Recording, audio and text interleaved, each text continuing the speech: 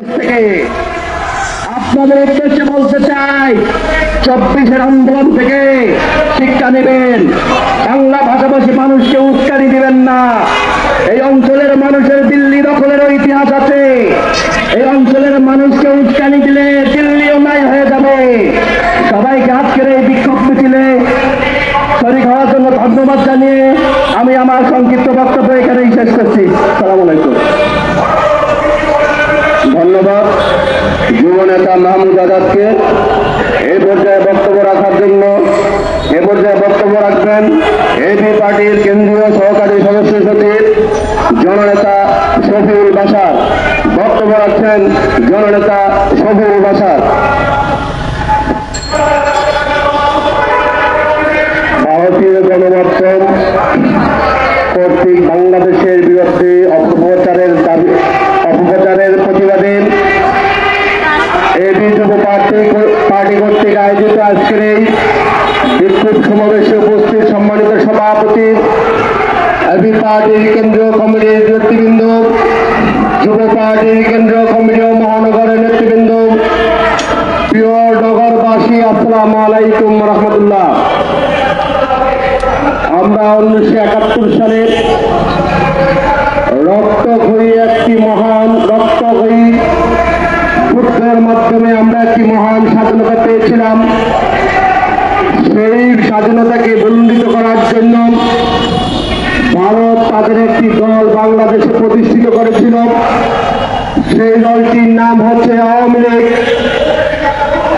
সেই দলটি 2008 সালে বাংলাদেশের মানুষের ওপর চেপে বসেছিল।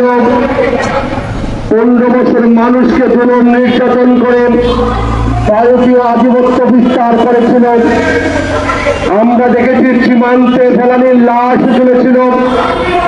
আমরা দেখেছি বিভিন্ন প্রশাসনে ভারতীয় নাগরিকদেরকে বসিয়ে বাংলাদেশের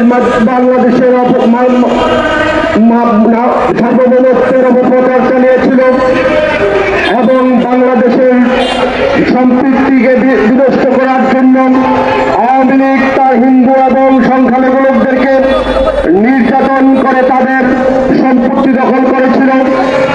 যখন মানুষ সেই আওয়ামী লীগ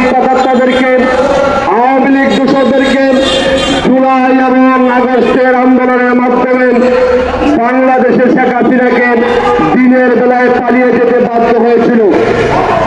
আমরা বারবার ভারতীয় নাগরিক, ভারতীয় শেখ হাসিনা বন্ধ করে বলেছিলেন যে শেখ হাসিনা পালায় না, কিন্তু আমরা দেখেছি দিনে দুপুরে শেখ হাসিনা পালিয়ে গিয়েছেন। পালিয়ে কোথায় গিয়েছেন? পালিয়ে গেছেন তার বাপদাদার যেই আত্মস্বজন, সে আত্মস্বজনের বাড়ি ভারতে। ভারতীয় জনগণকে আমরা বলবো, আপনারা মানুষ হিসেবে আপনাদের অধিকার রয়েছে যে মোদী যে আপনাদেরকে একজন প্রজা হিসেবে, দাসত্ব হিসেবে বানিয়ে রেখেছেন, সেই মোদীকে আপনারা বাংলাদেশের মতো সিরিয়ার মতো আপনারা সেই ব্যবস্থা করবেন, সে প্রত্যাশা এবং বিশ্বাস করি।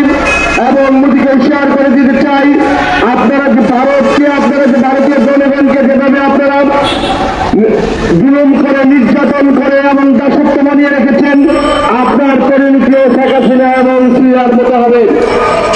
আপনি অনেক অভিনন্দন। বাংলাদেশের যেই সন্ত্রাসীরা, বাংলাদেশের যেই খুনি শেখ হাসিনা পালিয়ে গেছেন, তাকে বাংলাদেশে হস্তান্তর করুন। আপনি যদি হস্তান্তর না করেন, তাহলে আমাদের এই ক্ষুদ্র রাষ্ট্র বা বাংলাদেশের দাবানল দেখেছেন, হয়তো সেই দাবানলের ভারতে সরকার হয়ে যাবে। আমরা চাইলাম ভারতীয় রাষ্ট্রটাকে খান হয়ে যাক। যদি ভারত আমাদের আর কোন সীমান্তে একটা গুলি চালানো হয়, আমাদের বাংলাদেশের বিরুদ্ধে কোন অপপ্রচার চালানো হয়, তাহলে আমরা বন্ধু রাষ্ট্র নয়, আমরা শত্রু রাষ্ট্র হিসেবে বাংলাদেশের যে আগুন, সে আগুন আপনি ইতিমধ্যেই দেখতে পাবেন। আপনাকে হুঁশিয়ার করে দিতে যাচ্ছি, বাংলাদেশের সকল সার্বভৌমত্ব নিয়ে, নাগরিকের অধিকার নিয়ে এবং বাংলাদেশের সাম্প্রদায়িক দাঙ্গা সৃষ্টি করার জন্য কোনো অপপ্রচার করবেন না। বাংলাদেশের মানুষ সম্প্রীতিতে বাস করেন, হিন্দু বৌদ্ধ খ্রিস্টান সবাই একসাথে বাস করেন, আমরা মিলেমিশে ঐক্যবদ্ধ। আপনি কি মনে করেছেন আমরা ঐক্যবদ্ধ নয়? আপনি এতটুকু জেনে রাখুন, বাংলাদেশের সকল নাগরিক ঐক্যবদ্ধ, ভারতের বিরুদ্ধে ঐক্যবদ্ধ এবং বাংলাদেশের বিরুদ্ধে যদি কোনো অপপ্রচার চালান তাহলে ভারত নাই হয়ে যাবে। আমরা বাংলাদেশের সকল মানুষকে ধৈর্য সহকারে এই দেশের সাম্প্রতিক সম্প্রীতি এবং এই সরকারকে সহযোগিতা করার জন্য এবং এবি পার্টির পতাকা তলে সংঘবদ্ধ হয়ে সাম্য মানবিক মর্যাদা সামাজিক সুবিধার ভিত্তিতে একটি কল্যাণ রাষ্ট্র প্রতিষ্ঠা করার জন্য এবি পার্টির সাথে সম্পৃক্ততার আহ্বান জানিয়ে আমার বক্তব্য শেষ করছি। আসসালামু আলাইকুম ওয়া রাহমাতুল্লাহ।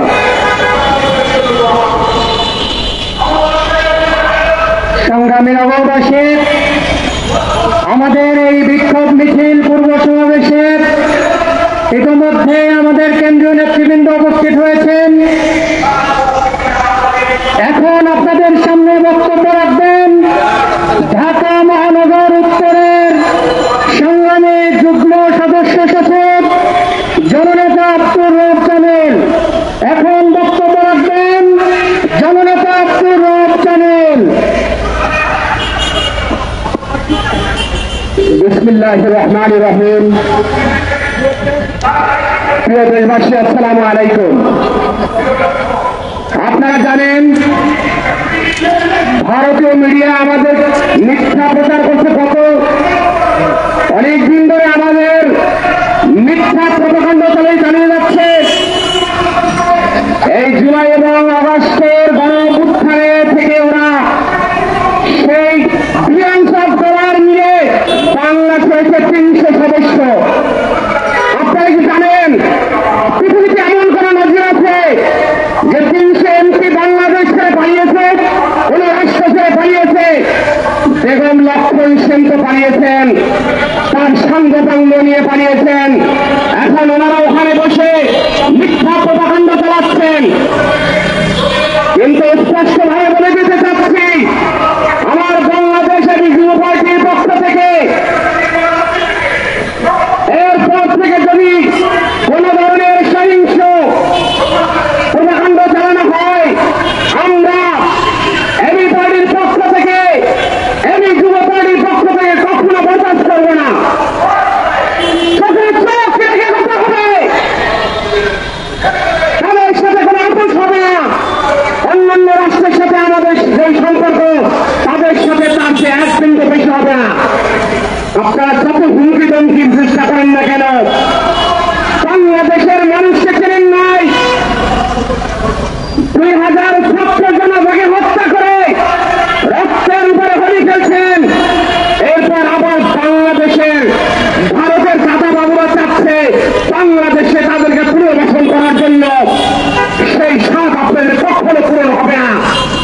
এবি পার্টির রাজনীতি হচ্ছে ঐক্য অধিকারের রাজনীতি, এবি পার্টির রাজনীতি হচ্ছে সমস্যা সমাধানের রাজনীতি, এবি পার্টির রাজনীতি হচ্ছে সেবার রাজনীতি। তাই আমি বলতে চাই, আপনারা এবি পার্টির ছায়াতলে এসে একটি নতুন সমৃদ্ধ বাংলাদেশ গড়ার উদাত্ত আহ্বান জানিয়ে আমি আমার বক্তব্য শেষ করছি। আল্লাহ হাফেজ। ধন্যবাদ।